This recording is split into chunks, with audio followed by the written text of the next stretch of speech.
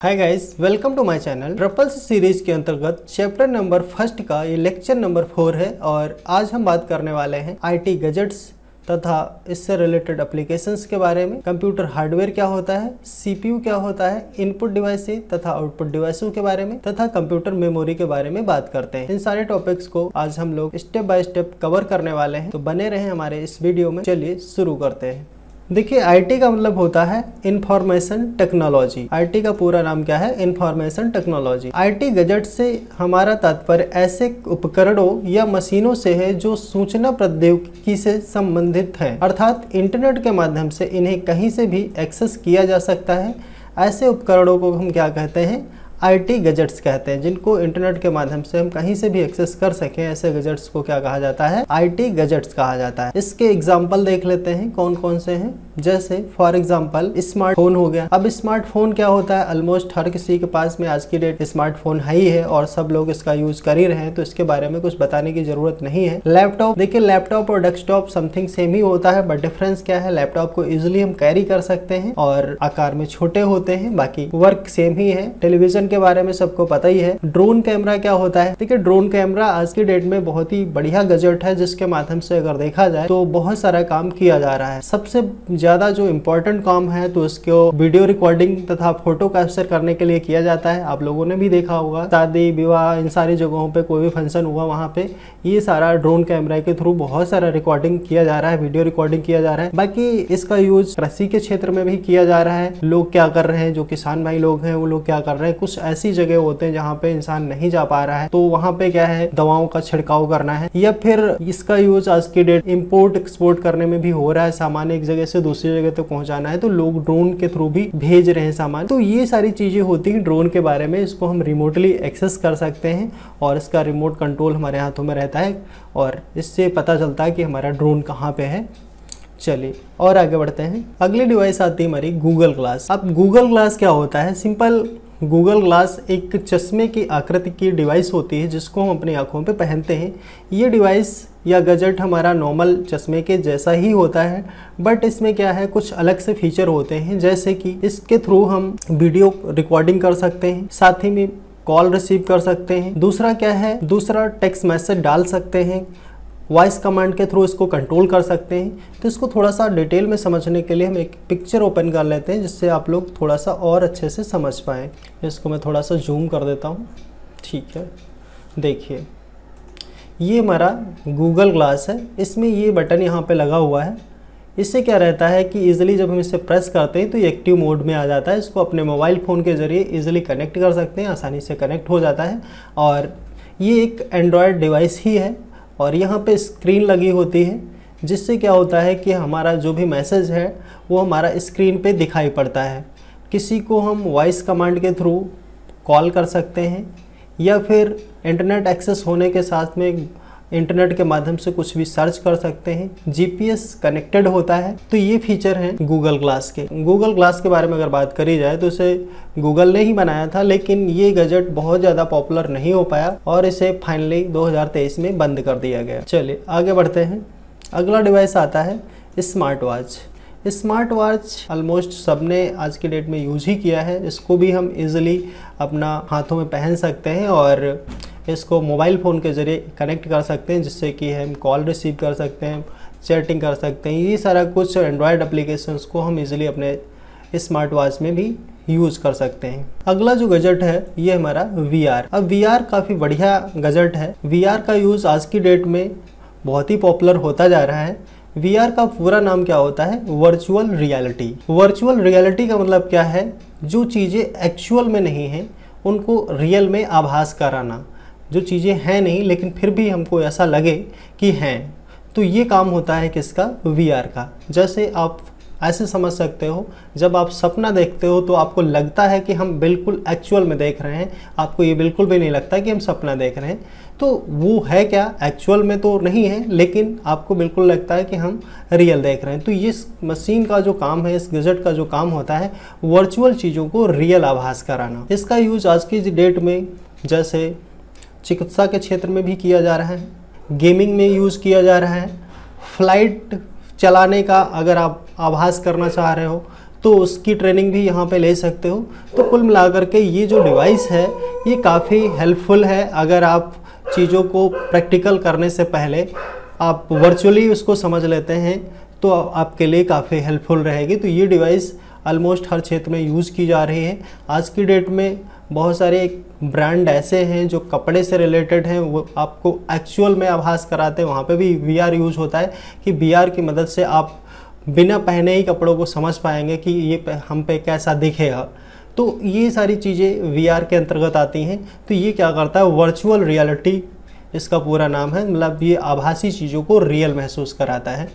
तो ये बात हो गई VR के बारे में। VR कुछ नहीं है, बस एक कंप्यूटर जनित दुनिया है, ऐसे समझ सकते हैं कि जो चीज़ें एक्चुअल में नहीं हैं उनके होने का एहसास कराता है, हमको रियलिटी से रूबरू कराता है। इसको भी समझने के लिए हम एक पिक्चर ओपन कर लेते हैं जिससे आप लोग थोड़ा सा और अच्छे से समझ पाएँ। देखिए ये जो गजट है ये हमारा VR गजट है। इसको क्या कहते हैं, यहाँ पे अपने पूरे हेड पे पहनते हैं। सामने यहाँ पे स्क्रीन होती है और यहाँ पे स्पीकर लगे होते हैं और ये पूरा कवर होता है एरिया। इससे क्या होता है कि जो सामने स्क्रीन पे हमें दिखाई पड़ता है वो एक्चुअल में हमें आभास होता है कि हमारे साथ ही हो रहा है। हमको ये नहीं लगता है कि हम अलग हैं और ये मोमेंट अलग हो रहे हैं। तो अगर गेम भी खेल रहे हैं तो एक्चुअल में अगर हम मूवमेंट करते हैं, कोई भी सर हिलाते हैं, तो वो भी मूवमेंट इसके साथ में होते रहते हैं। तो ये जो डिवाइस है बिल्कुल आपके मूवमेंट के हिसाब से कार्य करती है। तो आपको ये पता नहीं चल रहा है कि हम एक्चुअल में यहाँ पे हैं या फिर जो हमारे सामने स्क्रीन दिख रही है वही हमको पता चल रहा है। तो ये बिल्कुल सामने जो हम लोग देख रहे होते हैं उसी का रियल आभास कराता है। तो ये काम होता है वर्चुअल रियलिटी का। चलिए आगे बढ़ते हैं। VR के बाद अगला जो गजट है वो क्या है, टैबलेट। तो टैबलेट एक मोबाइल फ़ोन जैसा ही गजट होता है और इसके माध्यम से भी हम पूरा मोबाइल फ़ोन का ही वर्क कर पाते हैं। प्रिंटर स्कैनर के बारे में आप लोगों को पता ही है। प्रिंटर एक आउटपुट डिवाइस है जो आउटपुट प्रोवाइड करती है और स्कैनर एक इनपुट डिवाइस है हमारा। तो ये सारे हमारे IT गजट्स के एग्जाम्पल थे। चलिए हम और आगे बढ़ते हैं। अब हम बात करेंगे हार्डवेयर के बारे में। हार्डवेयर का मतलब क्या, कंप्यूटर के वे फिजिकल पार्ट जिनको हम टच कर सकते हैं, छू सकते हैं, ऐसे पार्टों को हम क्या कहते हैं, हार्डवेयर कहते हैं। जिनको हम छू सकते हैं वो क्या है, हार्डवेयर है। यहाँ पे एग्जांपल देख सकते हो, ये कंप्यूटर की एक पिक्चर बनी हुई है जिसमें ये सारे कंपोनेंट क्या है, एग्जाम्पल ऑफ हार्डवेयर ही है। जैसे ये हमारा मदरबोर्ड हो गया, ये हमारा CPU हो गया, ये रैम हो गया और DVD राइटर हो गया, ये हमारा हार्ड डिस्क होता है, ये कैबिनेट होता है। तो ये सारे पार्ट क्या हैं, हार्डवेयर के ही एग्जांपल हैं। यहाँ पे भी दिए गए हैं CPU, RAM, ROM, SMPS, motherboard, keyboard, mouse, LCD। Example of hardware means जिसको भी छुआ जा सकता है वो सब क्या है, एग्जाम्पल ऑफ हार्डवेयर है। चलिए और आगे बढ़ते हैं। अब हम बात करते हैं CPU। CPU का पूरा नाम होता है सेंट्रल प्रोसेसिंग यूनिट। इसे हिंदी में केंद्रीय संसाधन इकाई भी कहा जाता है। इसे कंप्यूटर का दिमाग या कंप्यूटर का हृदय भी कहा जाता है। CPU जो है CU, LU और MU से मिलके बना होता है। CU, LU और MU ये सब तीनों को मिला करके हमारा CPU बनता है।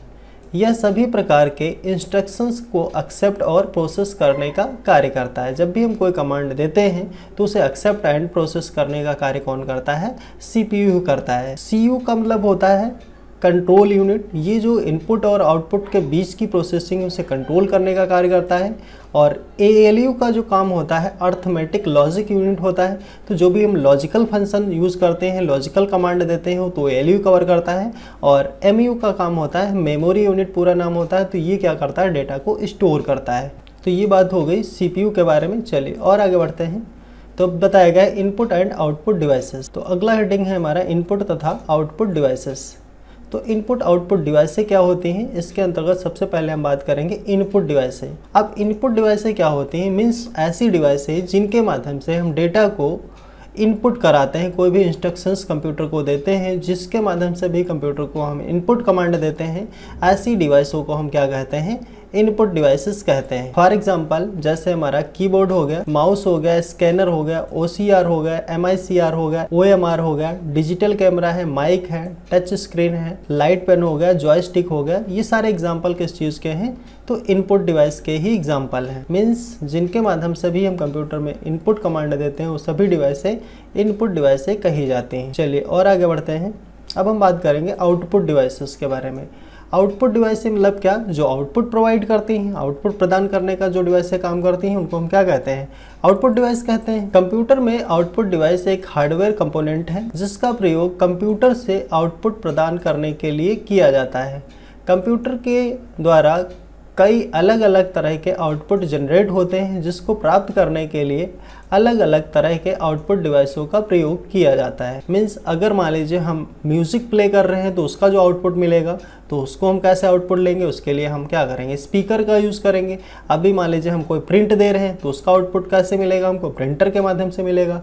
अगर हम कोई वीडियो प्ले कर रहे हैं तो उसका आउटपुट कैसे मिलता है, मॉनिटर के थ्रू मिलता है। तो कुल मिलाकर के हम अलग अलग टाइप के आउटपुट डिवाइसों का यूज़ करते हैं जैसा कि हमको ज़रूरत होती है। तो ये क्या होते हैं, हार्डवेयर कंपोनेंट होते हैं। मॉनिटर भी हार्डवेयर है, प्रिंटर, प्लॉटर, स्पीकर, प्रोजेक्टर, ये सब एग्जांपल ऑफ हार्डवेयर भी हैं, प्लस साथ में ये आउटपुट डिवाइसेस भी हैं। आई थिंक ये चीज़ें समझ आ रही होंगी आपको। आगे बढ़ते हैं। अगला पॉइंट है कंप्यूटर मेमोरी।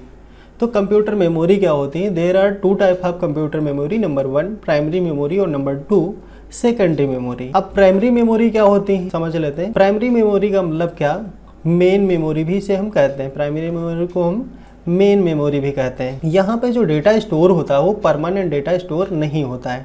यहाँ पे जो डेटा स्टोर होता है टेम्परेरी बेस्ड डेटा स्टोर होता है।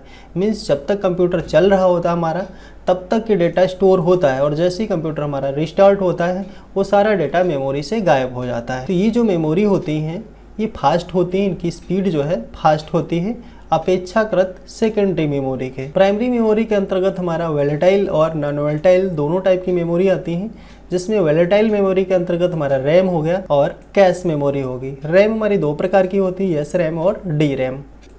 दूसरे आते हैं non volatile memory. Non volatile के अंतर्गत रोम हो जाती है। रोम का पूरा नाम होता है रीड ओनली मेमोरी। मीन्स यहाँ पे जो इस मेमोरी में जो डेटा होता है, जो कमांड होता है वो पहले से ही कमांड फिक्स होता है, मतलब इसमें कोई हम बदलाव नहीं कर सकते हैं, सिर्फ पढ़ा जा सकता है, इसमें कोई चेंजिंग नहीं की जा सकती है। रोम भी हमारा 3 प्रकार का है, P ROM, E P ROM और डबल ई पी रोम। ठीक है, तो ये तो बात हो गई कंप्यूटर मेमोरी के अंतर्गत प्राइमरी मेमोरी की। और अब हम बात करते हैं सेकेंडरी मेमोरी के बारे में।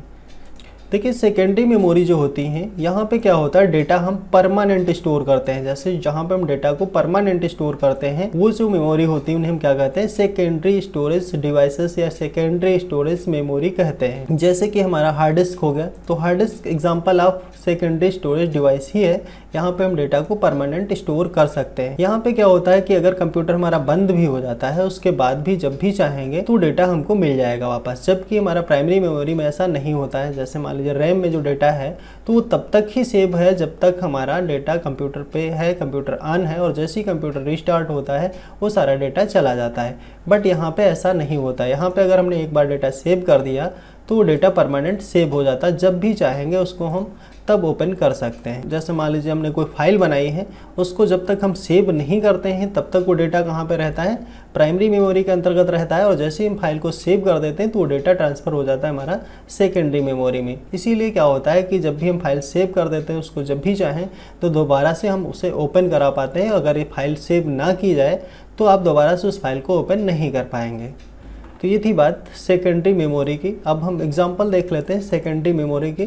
जैसे फॉर एग्जांपल आपका HDD हार्ड डिस्क ड्राइव, ये क्या है, एक सेकेंडरी स्टोरेज डिवाइस है। यहाँ पे क्या होता है कि हम अपना डेटा स्टोर करके रखते हैं और जब भी चाहें उसे ओपन करा सकते हैं। SSD का भी मेन काम है वही डेटा स्टोर करने का। पूरा नाम क्या होता है, सॉलिड स्टेट ड्राइव, और इसका पूरा नाम होता है hard disk drive. USB flash drive और CD DVD ये सब सेकेंडरी स्टोरेज डिवाइस के ही एग्जाम्पल हैं। तो आई थिंक ये चीज़ें समझ आ रही होंगी। आज की इस वीडियो में इतना ही कवर करते हैं, नहीं तो ये वीडियो और लंबी हो सकती है, तो इसलिए इस वीडियो में बस इतना ही। मिलते हैं अगले वीडियो में, तब तक के लिए धन्यवाद।